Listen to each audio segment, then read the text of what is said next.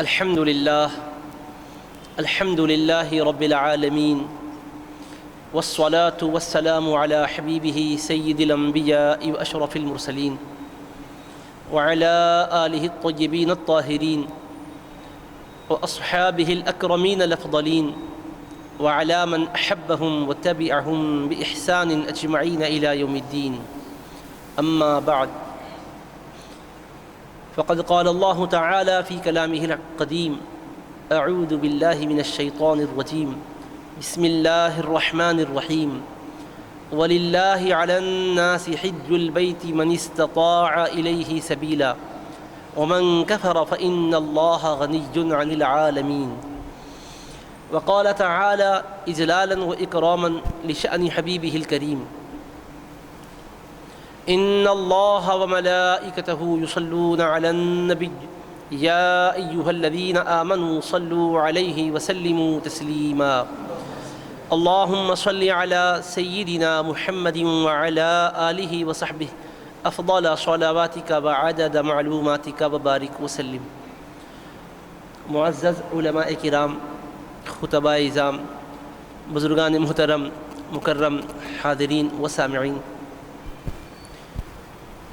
اللہ سبحانہ و تعالیٰ کا ارشاد مبارک ہے: وَلِلَّهِ عَلَى النَّاسِ حِجُّ الْبَيْتِ مَنِ اسْتَطَاعَ إِلَيْهِ سَبِيلًا، اور اللہ تعالیٰ کی رضا کے لیے بیت اللہ شریف کا حج ان لوگوں پر فرض ہے جو اس تک پہنچنے کی استطاعت رکھتے ہوں.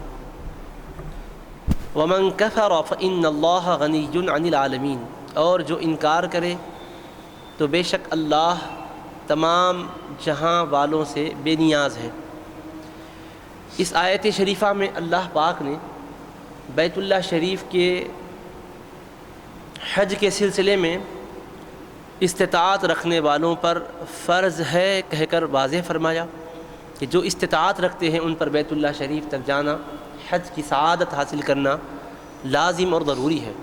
اور ساتھ ساتھ یہ بھی بتلا دیا کہ جو انکار کر دے تو اللہ تبارک و تعالیٰ کو کسی کی پرواہ نہیں ہے.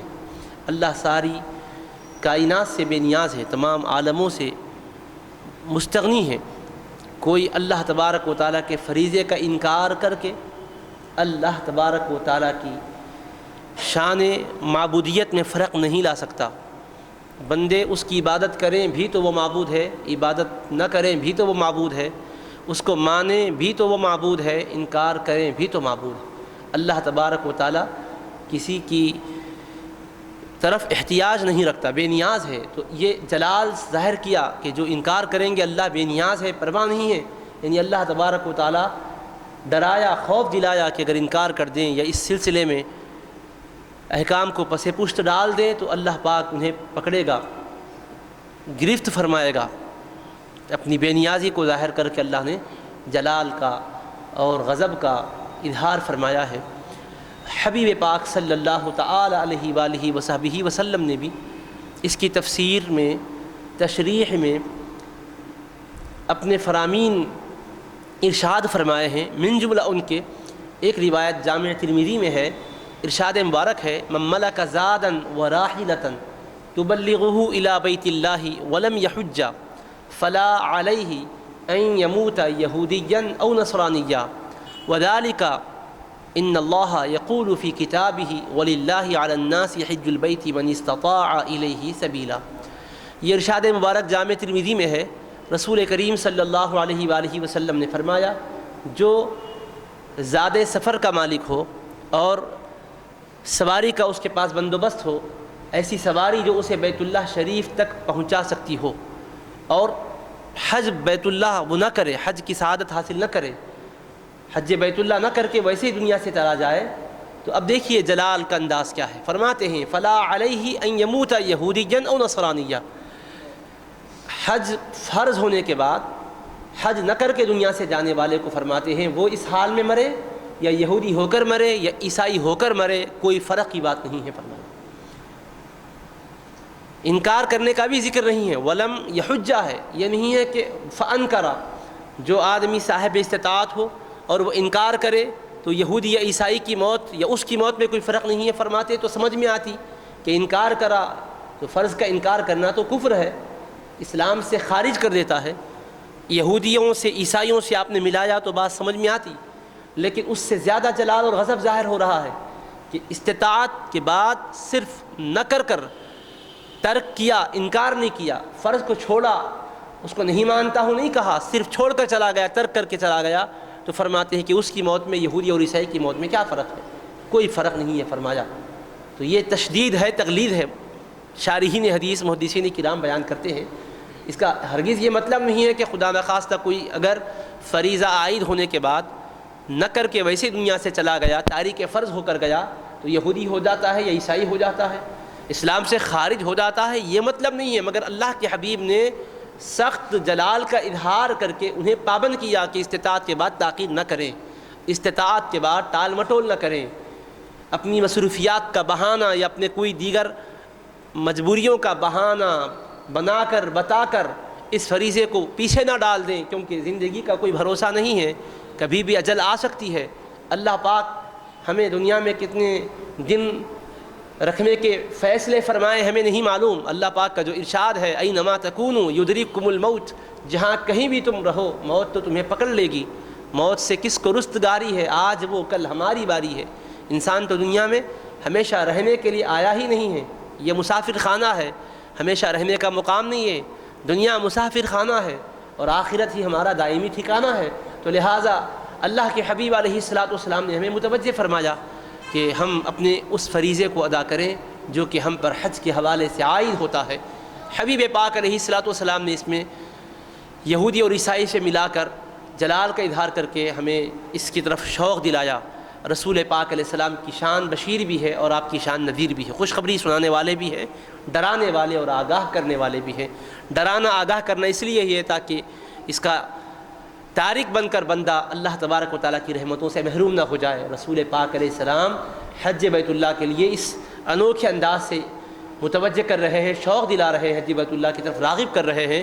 کیوں؟ تاکہ رحمتوں برکتوں سے امت فیضیاب ہو، مالا مال ہو، کامیاب ہو. اللہ تبارک و تعالیٰ نے جو نعمتیں وہاں رکھی ہے وہاں جا کر ہی ہم ان کو پا سکتے ہیں. کتنے بھی یہاں طاعتیں کیوں نہ کر لیں، جو نعمتیں اللہ نے حرمین کریمین میں رکھی ہے، حج شریف میں، عمرہ شریف میں، زیارت مبارکہ میں رکھی ہے، وہ ان عبادتوں کے کیے بغیر حاصل نہیں ہو سکتی. اللہ تبارک و تعالیٰ کے حبیب علیہ الصلاۃ والسلام نے اس لیے شوق دلایا کہ بیت اللہ شریف کا حج کریں. اور وہ بھی فریضہ ایسا ہے کہ جس کو سال میں ایک مرتبہ بھی نہیں رکھا گیا، پوری حیات انسانی میں، پوری زندگی میں، پوری عمر میں ایک مرتبہ اس کو فرض کیا گیا. استطاعت کے بعد صرف عمر میں ایک ہی مرتبہ فرض ہے، باقی جو بھی ادا کریں گے وہ نفل قرار پائیں گے، لیکن فرض تو ایک ہی بار ہے. عمر میں ایک مرتبہ فرض رکھا اللہ تبارک و تعالیٰ نے. استطاعت والوں پر بھی سالانہ حاضری کو فرض نہیں قرار دیا، عمر میں ایک مرتبہ اس عظیم فضیلت کی حاصل کرنے کو فرض قرار دے دیا. رسول پاک علیہ السلام خود ارشاد فرمائے اور حج کی فرضیت کا اعلان کیے تو ایک صحابی نے عرض کیا فی کل عام یا رسول اللہ، یا رسول اللہ صلی اللہ علیہ وآلہ وسلم، کیا ہر سال حج کرنا فرض ہے؟ صحیح بخاری شریف میں حدیث پاک ہے، صحیح مسلم شریف میں حدیث پاک ہے، اور دیگر کتب احادیث کریمہ میں موجود ہے یہ حدیث پاک. صحابی نے پوچھا آقا کیا ہر سال حج ہم پر فرض ہے؟ رسول کریم صلی اللہ علیہ وآلہ وسلم خاموش ہو گئے. فسکتا، زبان مبارک سے کچھ بھی نہیں فرمائے. دوبارہ انہوں نے پھر سوال کا اعادہ کیا، دریافت کیا کیا ہر سال حج ہم پر فرض ہے؟ دوسری مرتبہ بھی خاموش ہو گئے. تیسری مرتبہ انہوں نے پھر اسی سوال کا اعادہ کیا، سوال دہرایا، مزید پوچھا کیا ہر سال ہم پر حج فرض ہے؟ آفی کل عام یا رسول اللہ. تو رسول کریم صلی اللہ علیہ وسلم نے تیسری مرتبہ میں فرمایا لو قلت نعم لوجبت ولما استطعتم، اگر تمہارے جواب میں ہاں کہہ دیتا ہر سال حج کرنا تم پر فرض ہو جاتا اور یہ تمہاری استطاعت میں نہیں رہتا، تمہاری سکت سے باہر بات رہتی. جب بھی میں کوئی بات بیان فرماؤں، جس قدر میں فرماؤں اس پر سن کر عمل کر لو، مزید پوچھ کر اپنے اوپر فرائض کو بڑھا لو نہیں. کیونکہ سابقہ امتوں کو اللہ تبارک و تعالیٰ نے جو احکام دیے تھے نبیوں کی معرفت سے، انہوں نے مزید سوالات کر کے اپنے اوپر سختیاں ڈال لی تھی. رسول پاک علیہ السلام نے فرمایا کہ اگر میں ہاں کہہ دیتا تو تم پر ہر سال فرض ہو جاتا اور تم ہر سال ادا نہیں کر سکتے، لہذا میں جب بیان کروں تو خاموشی رہنا. اللہ تبارک و تعالیٰ نے آیت کریمہ نازل فرمائی جو اس مضمون کو سمجھاتی ہے، یا ایھا الذین آمنوا لا تسألوا عن اشیاء ان تبد لکم تسؤکم، کہ اے ایمان والو جو چیزیں نہیں بیان کی گئی ہیں ان چیزوں کے بارے میں تجسس مت کرو، دریافت مت کرو دیگر چیزوں کے بارے میں۔ ان تبد لکم، اگر وہ تم پر ظاہر کر دی جائیں گی، تسوکم، تمہارے لیے مشقت کا باعث بن جائیں گی۔ جتنا بتلانا ہے اللہ کو بھی معلوم ہے، اللہ کے حبیب پاک علیہ السلام کو بھی معلوم ہے۔ اللہ نے اگر مزید نہیں بیان کیا ہے تو کوئی بھول کی وجہ سے تو ترک نہیں فرمایا ہے۔ رسول کریم علیہ السلام نے اگر مزید کچھ نہیں فرمایا ہے تو بھول کی وجہ سے تو نہیں فرمایا ہے، حکمت ہے، اللہ کی بھی حکمت ہے، اللہ کے حبیب علیہ السلام کی بھی حکمت ہے۔ تو لہٰذا دریافت کر کے مسائل اپنے لیے نہیں مقرر کروا لینا چاہیے۔ یہ حضور نبی کریم علیہ السلام نے یہاں تربیت بھی فرما دی۔ لیکن آپ ایک بات غور کریں، حبیب پاک علیہ السلام نے فریضہ حج کا اعلان کیا کہ اللہ نے حج فرض کیا ہے، لوگوں حج کیا کرو۔ تو صحابی نے پوچھا کہ ہر سال فرض ہے؟ تو اللہ نے تو عمر میں ایک ہی مرتبہ فرض کیا۔ قرآن پاک کی جو آیت شریف آپ سماعت فرمائے ہیں اس میں من استطاع الیہ سبیلا، استطاعت رکھنے والوں پر حج فرض ہے فرمایا، لیکن اللہ پاک نے اس کو مقررات کے ساتھ تو نہیں فرمایا، مقرر ہے، بار بار کرنا ہے۔ اللہ نے فرمایا بیت اللہ شریف اس کا سبب ہے، تو بیت اللہ ایک ہی ہے، تو جس سبب سے وہ فرض ہے ایک ہی مرتبہ فریضہ عائد ہوتا ہے۔ قرآن کی آیت میں تو یہی معلوم ہوا، آیت شریف تو فرضیت کو ایک ہی مرتبہ ہونے کے بارے میں واضح کی، مگر حبیب پاک فرما رہے ہیں اگر میں تمہارے جواب میں ہاں کہہ دیتا تو ہر سال فرض ہو جاتا۔ تو خدا نے تو ایک بار فرض کیا، اگر آپ فرما دیتے ہاں تو ہر سال فرض ہوتا۔ صرف نعم کا لفظ 3 حروف ہے، نون عین ما میم، 3 حروف پر مشتمل ایک کلمہ ہے نعم، جس کے معنی ہاں کے بنتے ہیں۔ زبان اقدس سے نکلنے والا یہ ایک کلمہ اتنا وزن رکھتا ہے کہ اللہ نے جس کو عمر میں ایک بار فرض کیا، آپ کا وہ نعم یعنی ہاں فرما دینا اتنا وزندار ہے، اللہ کی بارگاہ میں اتنی اس کی قدر و قیمت ہے، اتنی عظمت و منزلت ہے کہ اللہ تبارک و تعالیٰ اس کی وزنیت کو بتانے کے لیے ہر سال مقرر فرما دیتا، مگر حبیب کے ہاں کہنے کو رد نہیں فرماتا۔ اتنا اللہ کے محبوب پاک کا اختیار بھی اس سے واضح ہوتا ہے۔ سرور کائنات علیہ السلام کو اللہ نے کتنی عظمتیں اور رفعتیں عطا کی ہے، وہ بھی اس سے ظاہر ہو رہی ہے۔ تو حبیب پاک علیہ السلام نے اس کے فضائل بھی بیان کیے، اس کی فرضیت کو بھی بتلایا اور اس کی فضیلت کو بھی بتلایا۔ فرضیت کے سلسلے میں ایک اور مرتبہ صحابی نے پوچھا تھا ما یوجب الحج، یہ بھی جامع ترمذی میں حدیث پاک ہے، یا رسول اللہ صلی اللہ علیہ وسلم حج کو کون سی شے واجب کر دیتی ہے؟ حالانکہ آیت کریمہ وہ بھی سنیں، قرآن کریم میں من استطاع الیہ سبیلا ہے کہ جو بیت اللہ تک پہنچنے کی استطاعت رکھتا ہے اس پر حج فرض ہے۔ یہ تو آیت شریفہ کے ظاہر سے معلوم ہوا، اور آیت قرآنیہ تو عربی میں ہے، قرآن عربی زبان میں نازل ہوا، اور صحابہ کرام کی بھی مادری زبان عربی ہے، عربی میں بولتے ہیں، عربی میں خطبہ دیتے ہیں، ان کی ساری تہذیب و ثقافت کی زبان عربی ہے، کلچر کی زبان عربی ہے، پوری تاریخ عربی ہی میں ان کی محفوظ ہے۔ اب وہ حضرات عربی میں قرآن پاک کی آیت کریمہ سے جو مضمون سمجھے تھے اس پر اکتفا نہیں کر رہے ہیں، وہ زبان رسالت مآب صلی اللہ علیہ وسلم سے اس کی وضاحت چاہتے ہیں۔ تو صحابہ کرام کا اس طرح سوال کرنا کہ حج کو کون سی شے فرض کر دیتی ہے، ہمیں سمجھا رہا ہے اور بتلا رہا ہے ان کا سوال کرنا کہ تم عربی زبان کی بنیاد پر راز قرآن نہیں سمجھ سکتے، زبان رسالت مآب کے تم محتاج ہو۔ حبیب پاک علیہ السلام کی طرف احتیاج ہے، حبیب پاک کی بارگاہ میں تمہیں رجوع کرنا ہوگا۔ انہوں نے پوچھا ما یوجب الحج، کون سی شے حج کو فرض کر دیتی ہے؟ تو حبیب پاک علیہ السلام نے بڑی جامع بات فرمائی، اور اتنا جامع آپ کا ارشاد ہے جس قدر اس کی شرح کی جائے شرح ہوتے ہی رہے گی، اس کی جامعیت، اس کی آفاقیت واضح ہوتی جائے گی۔ آپ علیہ السلام نے فرمایا الزاد والراحلہ، ایک تو زاد راہ ہے، توشہ ہے، خوراک اور غذا ہے، دوسرا راحلہ یعنی سواری ہے۔ فرمایا 2 چیزوں کا بندوبست ہو تو حج فرض ہو جاتا ہے۔ یہ 2 چیزیں ہیں جو حج کو فرض کر دیتی ہے انسان کے حق میں۔ ایک تو اللہ کا فرمان ہے کہ اس کی وجہ سے فرض ہوا، مگر اللہ نے کیا کنڈیشن رکھی اس کے لیے، کیا شرطیں مقرر کی ہے، اس کو سمجھنے کے لیے پوچھا یا رسول اللہ کون سی شے حج کو واجب کر دیتی ہے؟ استطاعت اللہ نے بیان کی، استطاعت کا مفہوم کیا ہے، کس درجے میں استطاعت ہوتی ہے؟ تو رسول پاک علیہ السلام نے 2 باتیں بیان کی، زاد اور راحلہ فرمایا۔ ایک زاد یعنی توشہ ہے، دوسرا راحلہ یعنی سواری ہے۔ اب آپ غور کیجئے رسول پاک علیہ السلام کی نگاہ مقدس صبح قیامت تک آنے والی ہر سواری کو ملاحظہ فرما رہی تھی۔ حالات ہیں کون سے جس میں کہ سواریاں یا تو اونٹ کی ہے یا تو گھوڑوں کی ہے، اونٹوں پر سفر ہوتا تھا، گھوڑوں پر سفر ہوتا تھا، خچروں پر سفر ہوتا تھا، دراز گوشت پر سفر ہوتا تھا۔ وہ سواریاں اس وقت یہ تھی، اور قرآن میں بھی آیا ہے والخیل والبغال والحمیر لترکبوها وزینہ، والخیل گھوڑوں کو تمہاری سواری بنایا اور گدھوں کو سواری بنایا، خچروں کو سواری بنایا۔ تو والخیل والبغال والحمیر 3 جانوروں کا ذکر ہے، گھوڑے اور خچر اور دراز گوشت یعنی گدھے۔ ان 3 جانوروں کا ذکر کر کے اللہ پاک نے فرمایا لِتَرْكَبُوهَا تاکہ تم سواری کرو، وزینہ اور تمہاری زینت کے لیے پہنایا۔ ہاں البتہ ایک بات بیان کی وَيَخْلُقُ مَا لَا تَعْلَمُونَ، یہ تو سواریاں جو ہیں یہ تو ہیں، لیکن تم جو نہیں جانتے وہ بھی سواریوں کو اللہ پیدا فرمائے گا۔ تو رب ذوالجلال نے اپنے کلام کے اندر بھی اشارہ دیا کہ صرف سفر گھوڑوں کے ذریعے سے، اونٹوں کے ذریعے سے، خچروں کے ذریعے سے، دراز گوشوں کے ذریعے ہی سے نہیں ہوگا، اور بھی نئی نئی سواریاں دنیا میں وجود میں آئیں گی۔ اس کا موجد بظاہر کوئی بھی ہو، لیکن تخلیق حقیقت میں خدا ہی کی ہوگی۔ اس کی صلاحیتیں جو سواری بنانے کے سلسلے میں ہے وہ اللہ ہی کی دی ہوئی ہوگی۔ تو اللہ پاک نے فرمایا وَيَخْلُقُ مَا لَا تَعْلَمُونَ۔ تو حبیب پاک علیہ السلام نے بھی راحلہ فرمایا۔ آپ چاہتے تو آپ اونٹ کا ذکر فرماتے، آپ چاہتے کہ جس کے پاس اونٹ کی سواری میسر ہے اسے حج کرنا چاہیے، گھوڑے کی سواری جس کو میسر ہے اس کو حج کرنا چاہیے۔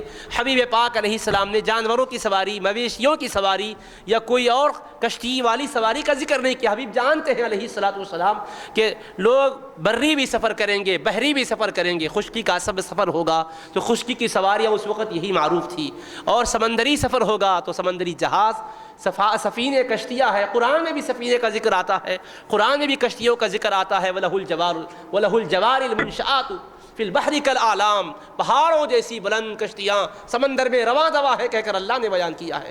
اور کشتیوں کا بھی قرآن میں ذکر ہے، والفلک کے ساتھ ذکر ہے۔ اِنَّا فِي اخْتِلَافِ اللَّيْلِ وَالنَّهَارِ، اللہ نے فرمایا بے شک اِنَّا فِي خَلْقِ السَّمَاوَاتِ وَالْأَرْضِ وَاخْتِلَافِ اللَّيْلِ وَالنَّهَارِ وَالْفُلْكِ الَّتِي تَجْرِي فِي الْبَحْرِ، اللہ اپنی قدرت کی نشانیاں بیان کیا تو آسمان و زمین میں نشانیاں ہیں، رات و دن کے آنے جانے میں قدرت کی نشانیاں ہیں، اور ساتھ ساتھ وہ سمندر میں چلنے والی جو کشتیاں ہیں اس میں بھی نشانیاں ہیں۔ تو قرآن میں فلک کا بھی ذکر ہے، اور وَلَهُ الْجَوَارِ کہہ کے جاریہ بھی کشتی کو کہتے ہیں، کشتیوں کا بلند کشتیوں کا ذکر ہے۔ مگر حبیب پاک کی زبان اقدس نے جامع لفظ راحلہ فرمایا جو قیامت تک آنے والی ہر سواری پر شامل ہے، اتنا جامع ہے کہ جس کی جامعیت میں قیامت تک آنے والی ہر سواری آ جاتی ہے۔ حبیب پاک علیہ السلام نے فرمایا الزاد والراحلہ، زاد اور راحلہ جس کے پاس ہے سمجھو کہ اس پر حج فرض ہے۔ اور حبیب پاک نے یہاں پر ملکیت کا بھی ذکر نہیں فرمایا، جو سواری ہو اور وہ مالک ہو سواری کا نہیں فرمایا۔ ما یوجب الحج، پوچھا تھا صحابی نے کہ حج کو کون سی شے واجب کر دیتی ہے؟ الزاد والراحلہ فرمایا، سواری توشہ ہو، غذا ہو، خوراک ہو، اخراجات ہو اور سواری ہو فرمایا۔ تو اللہ کے محبوب نے وہاں پر اگر سواری کے مالک ہونے کا تذکرہ فرما دیتے اور اس کا آپ اگر ذکر کیے ہوئے ہوتے تو ایک آدمی ہر سواری کا تو مالک نہیں ہو سکتا، نہ جہاز کا کوئی مالک ہو سکتا ہے، نہ پھر یہ بڑی بڑی آج کل کی نئی ترقی یافتہ سواریوں کا مالک ہو سکتا ہے۔ تو لہٰذا وہ کہہ سکتا بھائی استطاعت کا مطلب سواری کا مالک ہونا ہے، میرے پاس تو ملکیت ہے ہی نہیں، میں کیسے جاؤں؟ رسول پاک نے راحلہ فرمایا کہ سواری خواہ وہ تملیکن ہو کہ تم مالک کی حیثیت سے سواری رکھتے ہو، یا اجارے کی حیثیت سے کرائے کے بطور رکھتے ہو، یا پوری سواری کے مالک ہو، یا جتنی ضرورت تمہیں بیٹھنے کی سیٹ کی ہے اتنا ہی تم خرچہ دے سکتے ہو، اور اتنے کہ تم مالک ہو، اتنی استطاعت ہو تو بھی تم پر حج فرض ہو جاتا ہے۔ تو حبیب پاک کے کلام کی کتنی جامعیت ہے، اللہ اکبر۔ دنیا کے حالات کو دیکھیے، نئی نئی ترقیات کو دیکھیے، پھر احادیث کریمہ پر نظر ڈالیں تو رسول پاک علیہ السلام کی احادیث کریمہ کے کلمات ہر دور میں رہبری کرتے ہوئے نظر آتے ہیں، ہر دور کی ضرورت پوری کرتے ہوئے نظر آتے ہیں۔ کوئی کہہ سکتا ہے آج کل کی سواریوں کا ذکر تو حدیث میں نہیں ہے، اگر آقا یہ حال کو، یہ ماحول کو دیکھے ہوئے ہوتے، دیکھتے ہوتے ضرور ذکر فرماتے تھے۔ یہ کہنا یہ اپنی لا علمی کی دلیل ہے۔ اللہ کے محبوب نے فرمایا ہی ایسا لفظ ہے جو آنے والی ہر سواری پر شامل ہے، راحلہ فرمایا۔ اور ہر قسم کی سواری جو سفر کراتی ہے، رحلہ کہتے ہیں سفر کو، جس کے ذریعے سے سفر طے ہو اس کو سواری کہتے ہیں، راحلہ کہتے ہیں، اور اس میں عموم ہے، ساری کی ساری قیامت تک کی سواریاں آ جاتی ہیں، چاہے فضائی سواری ہو، فضاؤں میں چلنے والی ہو، ہواؤں کے دوش پر چلنے والی سواری ہو، یا زمین کے اوپر چلنے والی سواری ہو، یا پانی کے اندر چلنے والی سواری ہو۔ تو الزاد والراحلہ، پھر زاد فرمایا آقا نے، زاد کے ساتھ کوئی اور آگے لفظ آپ نے نہیں شامل کیا، غذا اور زاد اور توشے کا ذکر کیا۔ اللہ کے محبوب اگر فرماتے اس کے سفر کا توشہ ہو تو وہ سفر کے توشے کا اگر انتظام اس کا ہے تو پھر جانا ضروری ہو جاتا، بال بچے بھوکے مر جائیں، ماں باپ بھوکے مر جائیں اس کا کوئی تذکرہ نہ ملتا، مگر حبیب نے زاد فرمایا۔ زاد میں خود کے توشے کا بھی مفہوم آتا ہے اور اپنے متعلقین کے لیے بھی غذا اور توشے کا مفہوم آتا ہے۔ محبوب نے یہ نہیں فرمایا کہ تمہارے کھانے کا بندوبست ہو جائے، وہاں کے رہنے کا بندوبست ہو جائے، جامع عامے کی سواری کا بندوبست ہو جائے تو اللہ پر توکل کر کے نکل جاؤ، بچوں کو چھوڑ دو بھوکے رہے، بیوی کو چھوڑ دو وہ بھوکی رہے، نہیں فرمایا۔ حبیب نے فرمایا کہ جانے والے تو جا رہا ہے خدا کے گھر کا طواف کرنے کے لیے، حج کے لیے، عبادت کے لیے، تو بے خبر نہ رہنا، اپنے متعلقین کا انتظام کر کے جانا تاکہ تو جا کر آنے تک کھانا پینا ان کا چلتا رہے۔ متوسط انداز سے جو انسان کو غذا ضروری ہے، جو خوراک ضروری ہے، ان کا انتظام ہو ان لوگوں کے حق میں جن کا نفقہ اس پر فرض ہے۔ شوہر ہے تو بیوی کا نفقہ فرض ہے، نابالغ بچوں کا نفقہ فرض ہے، ضرورت مند ماں باپ کا نفقہ فرض ہے، اسی طرح کہ وہ رشتہ دار جن کا کوئی دیکھنے والا نہیں ہے، جن کی کفالت شرعاً اس کے ذمے ہے، ان کے اخراجات کا بھی بندوبست ہو۔ الزاد کا لفظ دیکھنے کو زا الف دال 3 ہی حروف ہے، مگر 3 حروف کتنی معنویت رکھتے ہیں آپ اندازہ کیجیے۔ اللہ اکبر، الزاد فرمایا رسول پاک نے، توشہ چاہیے، خوراک اور غذا چاہیے، کھانا خود کو بھی ہے، کھانا بچوں کے لیے بھی ضروری ہے، تو ان اخراجات کا بندوبست ہو، یہ الزاد کا لفظ ہے۔ اور اللہ کے محبوب نے سواری کا تذکرہ بعد میں فرمایا، زاد کا پہلے تذکرہ فرمایا۔ سواری ہو اور کھانا ہو نہیں فرمایا، کھانا ہو اور سواری ہو فرمایا، غذا اور خوراک ہو اور سواری ہو فرمایا۔ حبیب پاک علیہ السلام جانتے ہیں کہ سفر میں آدمی کو بھوک زیادہ لگتی ہے، تو صرف سواری ملتے ہی چلے جاؤ اس کو نہیں کہیں گے، کھانے کا بھی بندوبست کر لے کے جائے، انتظام کر لے کر جائے۔ یہ نہیں کہ اللہ جو چاہے کھلا دے گا، اللہ پر بھروسہ کر کے نکل جانا، یہ سفر حج کے لیے مناسب نہیں ہے۔ اس لیے فرمایا وَتَزَوَّدُوا فَإِنَّ خَيْرَ الزَّادِ التَّقْوَىٰ۔ کچھ لوگ ایسے تھے جو کہتے تھے ہم تو متوکلین ہیں، اللہ پر بھروسہ کرنے والے ہیں، اور حج کے لیے نکل جاتے تھے، کوئی توشہ نہیں رکھتے تھے، کوئی غذا کا بندوبست نہیں کرتے تھے، اخراجات کا اہتمام نہیں کرتے، نکل جاتے تھے، بھوک لگتی ہے ان سے کچھ لیے ان سے لیے۔ اللہ پاک نے فرمایا نہیں، وَتَزَوَّدُوا، زاد راہ ساتھ رکھ لو، فَإِنَّ خَيْرَ الزَّادِ التَّقْوَىٰ، سب سے بہترین توشہ تقویٰ ہے۔ یعنی تقوی کے ایک معنی تو پرہیزگاری کے آتے ہیں، ایک معنی بچنے کے آتے ہیں۔ یہ مانگنے سے بچنا اور لوگوں کے دسترخوان کی طرف نگاہ اٹھا کے للچائی نظروں سے دیکھنا، یہ خلاف مروت ہے، فرمایا اس سے بچنا یہ سب سے زیادہ اچھا توشہ ہے۔ تو آدمی کا حال ایسی ہونا چاہیے، سفر حج کو جا رہا تو آدمی کسی اور کے مرہون منت ہو کر کے نہ جائے، بلکہ اپنا نظم کر لے کر جائے۔ اسی کی بنیاد پر حج کو فرض قرار دیا ہے۔ حبیب پاک نے اپنے سوال کرنے والے صحابی سے ارشاد فرمایا، الزاد والراحلہ ما یوجب الحج، حج کو کون سی شے واجب کر دیتی ہے؟ تو آقا علیہ السلام نے فرمایا الزاد والراحلہ، زاد اور راحلہ۔ اب شارحین حدیث، فقہائے کرام، ائمہ اعظام اس کی کتنی واضح تشریح فرماتے ہیں کہ کھانے کا بندوبست اپنے متعلقین کا بھی ہو، اس کا انتظام ہو، اور خود اپنے جا کر آنے تک کا انتظام۔ اب سفر ہے، آدمی 1-1.5 مہینے کا بھی سفر کرتا ہے، 10-15 دن کا بھی سفر کرتا ہے، لیکن اصل خرچہ اتنا تو اس کے پاس فراہم ہو جائے کہ حج کے جو اہم مناسک حج جن دنوں میں ادا ہوتے ہیں اتنے دنوں تک کی رہائش کا اور جا کر آنے کا خرچہ اگر اس کے پاس ہے تو پھر اب اس کے لیے کوئی حیل حوالے کی گنجائش نہیں ہے، کوئی ٹال مٹول کی گنجائش نہیں ہے، لیت و لعل کی گنجائش نہیں ہے، اس کے لیے فریض حج عائد ہو چکا ہے۔ پہلے آپ کو کوشش کرنی ہے، اس کو کوشش کرنی ہے۔ رسول پاک علیہ السلام نے فرمایا من اراد الحج فلیتعجل، یعنی مطلب جس پر فریضہ عائد ہو گیا ہے تو عائد ہونے کے بعد مسلمان کی نیت بھی رہتی ہے، تو حج فرض ہے، نیت ہے، میری نیت تو ہے کہہ کر پیچھے نہ کرے، نیت ہے تاخیر کیوں ہے، فلیتعجل، اس کی ادائیگی میں پیش قدمی کرے، آدمی آگے بڑھے، جلدی سے کام کرے اور اس کو ادا کر کے چین سے رہے، کیونکہ فرض ہے حج۔ تو اب حج کے فرض ہونے کے سلسلے میں یہ بات واضح ہو چکی ہے کہ استطاعت والوں پر فرض ہے، اور استطاعت والوں کا مفہوم سرور کائنات علیہ السلام نے فرمایا زاد اور راحلہ ہونا، اور زاد کے اندر دونوں کا بھی ہونا، غذا اور خوراک کا بندوبست ہونا، خود اپنے لیے بھی جو جا کر آنے تک اپنے کھانے کے اخراجات جو ہوں گے اس کا بھی انتظام ہونا، اور دوسرا اپنے متعلقین جن کا نفقہ، جن پر خرچ کرنا اس پر فرض ہے، ان کا بھی انتظام ہونا۔ یہ زاد میں آ گیا، اور راحلہ میں سواری کا آیا، سواری خواہ جو ہے کرائے کے طور پر مل رہی ہو یا ذاتی سواری ہو۔ اب ہم یہاں سے سوچ رہے ہیں لیکن حج کا تو فریضہ سب کے لیے ہے، سارے اہل اسلام کے لیے، تو سب تو دور نہیں ہے، بعض قریب بھی ہے، بعض پڑوس ممالک سے لوگ آتے ہیں، وہاں بائی روڈ آنے کی سہولتیں ہیں، موٹریں آتی ہیں، بسوں سے آتے ہیں لوگ، اور پھر خود اپنی ذاتی کاروں کے ذریعے سے بھی آتے ہیں، ذاتی گاڑیوں سے آتے ہیں۔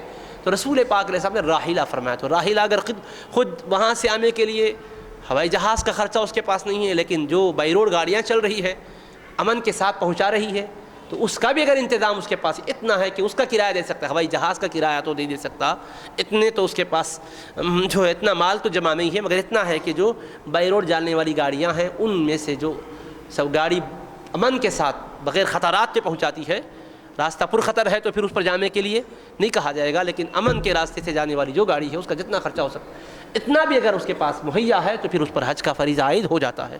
تو قریب قریب کے رہنے والے، خود مملکت میں رہنے والے بہت سے ایسے افراد ہیں جو یہاں سے گئے ہوئے ہیں، دنیا کے مختلف مقامات سے وہاں ملازمتوں کے لیے آئے ہوئے ہوتے ہیں، روزگار کے لیے آئے ہوئے ہوتے ہیں، عرصہ گزر جاتا، حج نہیں کرتے، کیا سمجھتے ہیں کبھی تو ہم نوکر ہیں، ملازم ہیں، دیکھیں گے بعد میں کریں گے، حالانکہ وہاں سے مکہ شریف جانے تک کا خرچہ بآسانی ان کے لیے میسر ہے، مہیا ہے۔ اور ان دنوں جو حکومت کی طرف سے مزید کچھ پیسے مقرر ہوتے ہیں، وہ معلم کی فیس وغیرہ وغیرہ، وہ جو کچھ بھی ہے وہاں رہائش کے انتظام کے حوالے سے اس کا بھی انتظام رہتا ہے، تو پھر تاخیر کرنا بالکل غلط بات ہوتی ہے۔ استطاعت میں اتنا آ جاتا ہے جا کر آنے، اب اپنی سواری سے جانے کا ہے لیکن معلم کا جو وہاں خرچ ہوتا ہے وہ نہیں ہے، تو سب اسی میں آتا ہے، پورا کا پورا راحلہ کے اندر آ جاتا ہے۔ استطاعت ہو اتنا کہ جا کر آ سکے، سواری پہ گئے تو مکے تک چلے جائیں گے، لیکن اصل حج کے مکے شریف تک بھی جا نہیں سکتے، کیونکہ جب تک کہ اجازت نہیں ہوتی، وہ متعلقہ رقم ادا کیے ہوئے نہیں ہوتے، جانے کی اجازت نہیں رہتی ہے، تو اس کے لیے جو رقم چاہیے سب کچھ اس میں آ جاتی ہے۔ خود حضور نبی پاک علیہ الصلوۃ والسلام نے یہ حج کے فرض ہونے کے بارے میں فرمایا ہے۔ اب اس اعتبار سے جائزہ اگر لیں تو بہت سے افراد ہیں جن پر فریضہ عائد ہو چکا ہے، لیکن وہ یہ نہیں سمجھتے کہ ان پر حج فرض ہو چکا ہے، اور کچھ لوگ وہ ہیں کہ جانتے ہیں کہ فرض ہے، دیکھیں گے بعد میں کریں گے کہہ کر تاخیر کرتے ہیں۔ تو جو جانتے ہیں کہ فرض ہے پھر بھی تاخیر کر رہے ہیں، یہ بھی غلطی کر رہے ہیں، اور جو سمجھتے ہیں کہ ہم پر فرض نہیں ہے انہیں اپنی اصلاح کر لینی چاہیے اور معلومات حاصل کرنی چاہیے کہ واقعتاً کس صورت میں حج فرض ہو جاتا ہے۔ بعض صحت مندی میں حج کر سکتے ہیں، نہیں کرتے ہیں، اتنا مؤخر کرتے کہ بعد میں بیمار ہو جاتے ہیں، اب کہتے ہیں اب تو حالت بھی نہیں ہے، سفر کرنا بھی ممکن نہیں ہے، لہٰذا جانے دو۔ ایسا نہیں ہوگا۔ اگر آدمی سفر کر سکتا ہے، سواری پر بیٹھ کر بھی مناسک ادا کر سکتا ہے تو اس پر حج فرض ہے، اسی کو جانا ضروری ہے۔ اگر ایسا بھی نہیں ہے، سواری پر بھی جا نہیں سکتا، سفر کرنے کے درجے ہی میں نہیں ہے، مگر اس پر حج فرض ہو چکا تھا، تو پھر اب اس کے لیے ضروری ہے کہ وہ اپنی طرف سے کسی کو حج بدل کے لیے روانہ کرے۔ اگر ایسا نہیں کرتا ہے تو وہ تارک فرض ہو کر دنیا سے جاتا ہے، اور چھوڑ دے کر دنیا سے جانے والے کو کیا فرمایا آقا علیہ السلام؟ اس کی موت میں، یہودی یا عیسائی کی موت میں کوئی فرق نہیں فرمائے۔ اللہ پاک توفیق عطا فرمائے، فریضہ ادا کرنے کی سعادت عطا فرمائے۔ اور جو استطاعت کے باوجود یہ نہیں سمجھتے کہ استطاعت ہے، فرض ہوگا، پھر بھی سمجھتے ہیں کہ ہم پر فرض نہیں ہوا ہے، اللہ ان کی بھی درستگی فرمائے تاکہ وہ بھی اصلاح اپنی کر لے سکیں اور اس فریضے کے سلسلے میں آگے بڑھ سکیں، مسابقت کر سکیں۔ دو باتیں ہو گئی، استطاعت رکھنے والے وہ تو الحمدللہ خوش نصیب ہیں، جانے والے جا رہے ہیں، جو جا چکے ہیں۔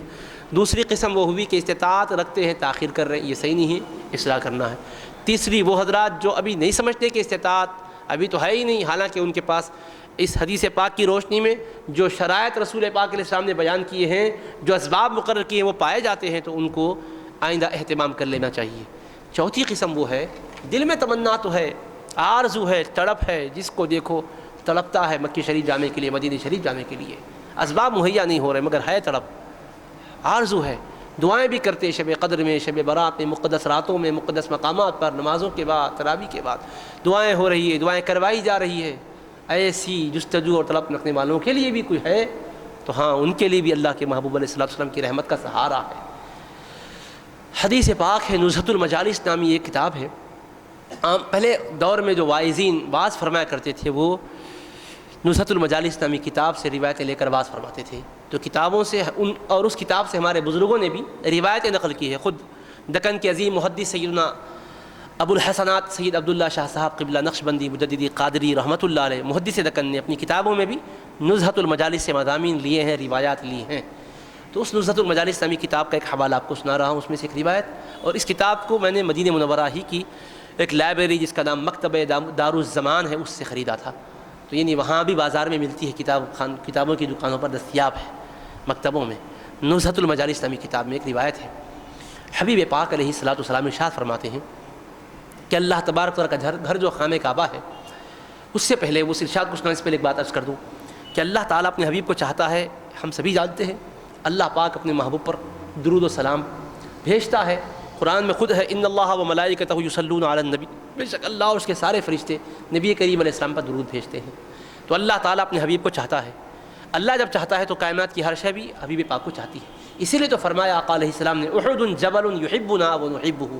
یہ احد جو نظر آ رہا ہے لوگوں، یہ ایسا پہاڑ ہے جو ہم سے محبت کرتا ہے اور ہم بھی اس سے محبت کرتے ہیں. صحیح بخاری شریف میں حدیث پاک.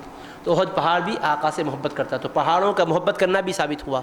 اور جامع ترمذی میں حدیث پاک ہے، نبی کریم صلی اللہ تعالی علیہ وآلہ وصحبہ وسلم مکہ مکرمہ میں جب قیام فرما تھے، آپ تشریف لے آتے تھے، جس وادی کی طرف آپ کا گزر ہوتا تھا تو جو بھی درخت سامنے آتا، جو بھی پتھر سامنے آتا، سرور کائنات علیہ السلام کو وہ سلام کیا کرتا تھا. یہ جامع ترمذی میں حدیث پاک ہے. تو پتھروں کا سرکار کو سلام کرنا بھی ثابت ہے.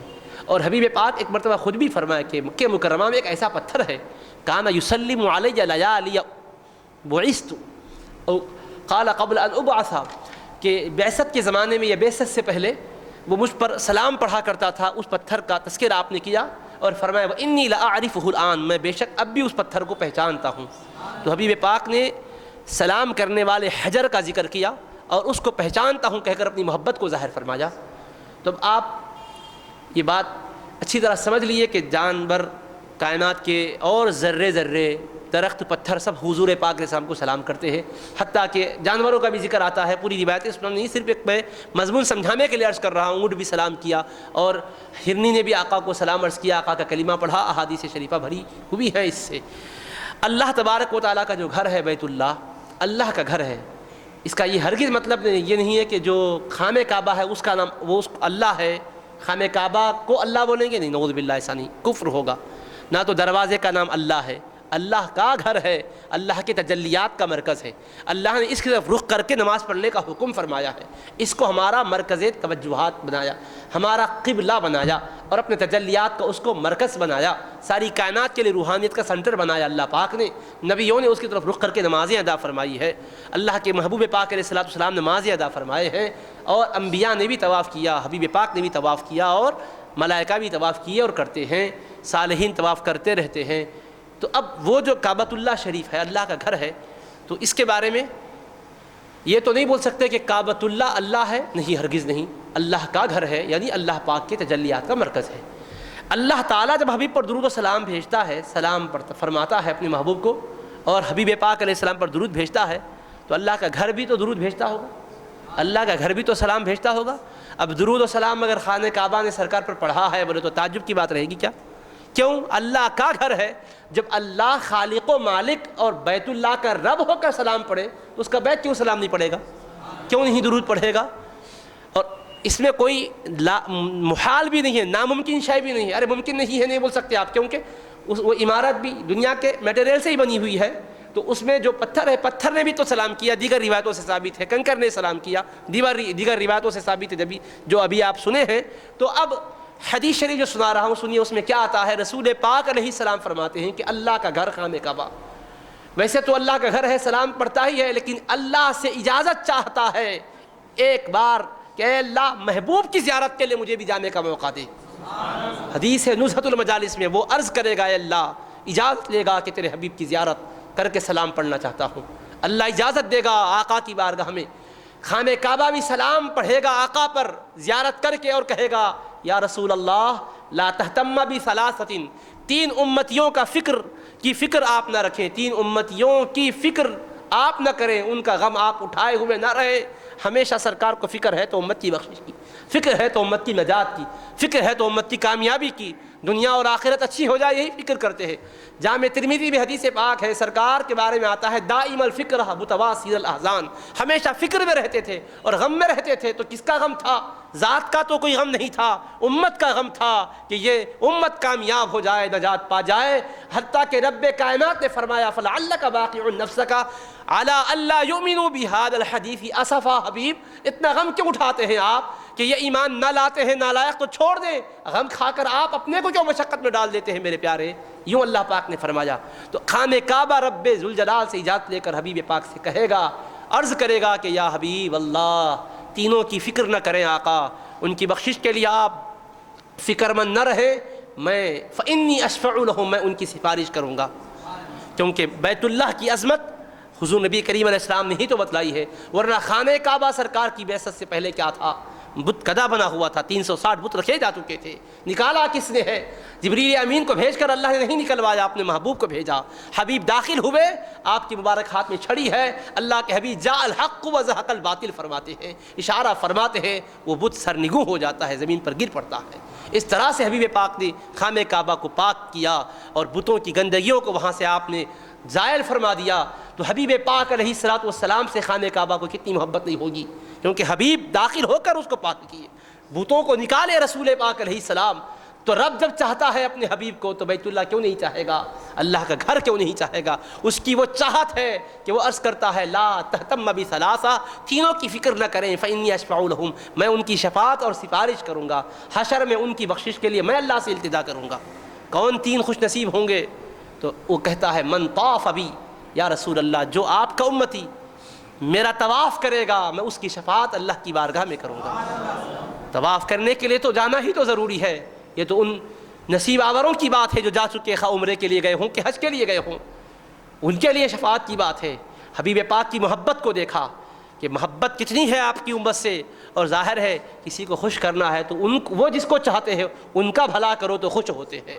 تو اب خانہ کعبہ آقا کو خوشی دینا چاہ رہا ہے، کیا خوشی دے رہا ہے؟ حبیب کو اپنی امت بڑی پیاری ہے، ہر وقت ہے تو فکر امت کی ہے، تو عرض کرنے لگتا ہے اور ان کی بھی شفاعت کروں گا یا رسول اللہ۔ کون؟ ومن خرج ولم یبلغنی، جو حج کا ارادہ کر کے نکلے، نیت اچھی تھی، عمرے کا ارادہ کر کے نکلے، ارادہ اچھا تھا، لیکن راستے میں روک دیے گئے، دشمنوں نے روکا، ظالموں نے روکا۔ آج آپ دیکھیے بہت سے ایسے ممالک بھی ہیں جہاں سے لوگ حج کو آنے کے لیے ان کے لیے مشکلات ہیں، پریشانیاں ہیں، ارادہ کر کے نکلتے ہیں تو روک دیے جاتے ہیں، اڑچنیں کھڑی کر دی جاتی ہے۔ ان کے دل میں کتنی تمنائیں نہیں ہوں گی، ان کا دل کس قدر شوق سے بے قرار نہیں ہو رہا ہوگا۔ تو خانہ کعبہ عرض کرے گا ومن خرجا، جو نکلے اپنے گھر سے ارادہ کر کے، احرام باندھ کر نکلے، ارادہ کر کے نکلے، نیت کر کے نکلے، نہیں مجھ تک نہیں آ سکے، یا تو یہ کہ حادثہ ہوا، یا دشمنوں کی وجہ سے روک دیے گئے، یا یہ کہ پھر موت آ گئی، اجل آ گئی، قضا آ گئی، دنیا سے چل بسے، ایسوں کی بھی سفارش میں محشر میں اللہ کی بارگاہ میں کروں گا۔ یہ بھی تو ارادہ کر کے نکلنے والوں ہی کی بات ہے۔ اب ہم ان کی بات کرنا چاہتے ہیں جن کے دل میں تمنا تو ہے مگر اسباب مہیا نہیں ہے، جانے کی خواہش ہے۔ پہلے کیا آپ نہیں سنتے تھے اپنے بڑوں سے کہ ہماری مائیں، ہماری گھر کی بزرگ خواتین اور ہمارے بڑے حضرات ایک ایک کر کے پیسوں کو جمع کرتے تھے، مٹی کے غلے رہتے تھے، غلے میں پیسے ڈالتے تھے۔ کیا کرنے کے لیے پیسے جمع کر رہے ہیں؟ کہتے کہ حج کا ارادہ کر لیے ہیں، اللہ اسباب بنانے والا ہے، اس سے کچھ نہیں ہوتا، لیکن جو ہے کوشش تو ہم کرتے رہیں گے، جمع ہو جائے گا پھر دیکھیں گے۔ اس طرح سے جتنے ہوئے کہ جا سکتے تھے چلے گئے، بہت سے تھے دیکھے تو اتنے نہیں تھے، جانے کی تمنا تھی مگر دنیا سے چلے گئے، مکہ شریف کو جانا نہیں ہوا، مدینہ شریف کو جانے کا اتفاق نہیں ہو سکا۔ خواہش اور تمنا ہے ایسی، آج بھی کتنے تڑپنے والے نہیں ہیں، بلکہ ہر عاشق کے دل میں تمنا اور تڑپ ہی رہتی ہے۔ کون سا ایسا دل ہے جو نہیں چاہتا مکہ شریف جانا، مدینہ شریف جانا؟ تمنا آرزو کرتے رہتے ہیں۔ تو اللہ کے حبیب علیہ السلام سے خانہ کعبہ کہے گا، حضور کی اس محبت کی وجہ سے کہے گا جس محبت نے ان کو خانہ کعبہ کا شیدائی بنایا ہے، زیارت روضہ تھر کا شیدائی بنایا ہے۔ آقا کے احسانات کو دیکھ کر ہی تو لوگ جانا چاہتے ہیں آقا کی بارگاہ میں۔ یہاں سے تو سلام پڑھتے، ایک بار آقا کے روضے شریف میں کے پاس جا کر وہاں بھی حاضر ہو کر سلام پیش کریں، یہاں سے رخ کر کے ادھر نماز پڑھتے ہیں، لیکن جائیں ان آنکھوں سے خانہ کعبہ کے جلووں کو دیکھیں، غلاف کعبہ میں مستور اس نور ازل کو دیکھیں۔ یہ تمنا، یہ طلب لے کر جاتی ہے اور یہ تڑپاتے رہتی ہے۔ تو خانہ کعبہ بھی کہے گا ہماری اس طلب کو ہم رائے گا جاتے ہوئے نہ سمجھے، اللہ کے حبیب سے کہے گا ومن اشتہى الوصول الیہ، یا رسول اللہ وہ لوگ جو مجھ تک پہنچنے کی خواہش کرتے تھے، تمنا اور تڑپ رکھتے تھے، ولم یجد سبیلا، لیکن وہ سبیل نہیں پا سکے، راستہ ان کو نہیں ملا، آنے کے اسباب نہیں بن گئے، تڑپ رکھتے تھے، تڑپتے تھے، تڑپتے تھے، تڑپتے چلے گئے، موقع نہیں ملا۔ تو محشر کے میدان میں ان کی بھی میں سفارش کروں گا یا رسول اللہ، آپ ان کا بھی غم نہ کریں کہ میرے امتی نہیں آ سکے کہہ کر، آقا آپ غم نہ کریں، ان کی شفاعت میں کروں گا۔ تو آپ سوچئے کتنی بڑی نوازش ہے، کرم نوازی ہے، یہ کس کا صدقہ ہے؟ رسول پاک علیہ السلام ہی کا صدقہ ہے۔ نزہۃ المجالس میں روایت ہے،